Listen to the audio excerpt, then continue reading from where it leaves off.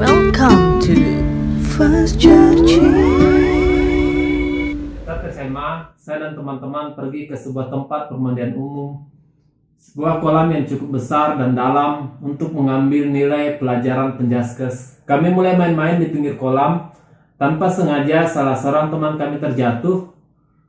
Untuk sesaat kami rame-rame menertawainya. Ternyata dia sungguh-sungguh tidak bisa berenang.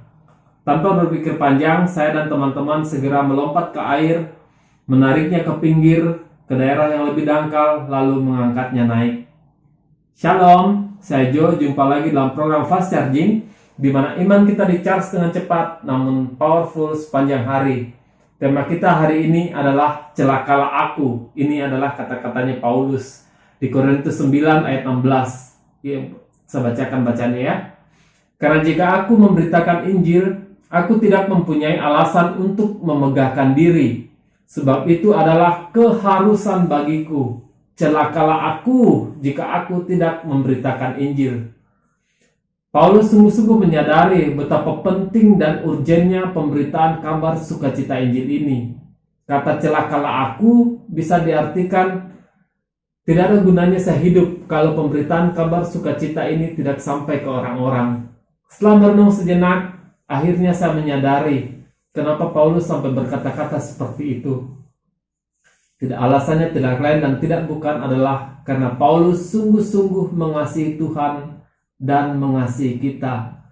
Ia mau segenap orang yang dijumpai boleh mengalami kasih Tuhan, boleh menerima kabar sukacita secepat-cepatnya. Sama urgennya seperti teman saya yang jatuh ke kolam tadi. Kalau tidak segera ditolong, akan mengakibatkan kematian. Bukan hanya di dunia ini, tapi sungguh-sungguh kematian kekal.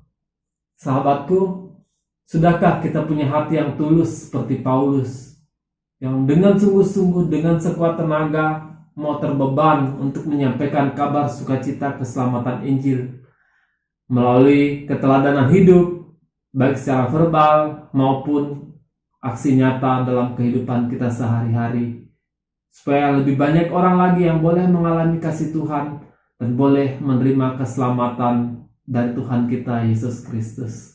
Dalam nama Bapa, Putra dan Roh Kudus. Amin.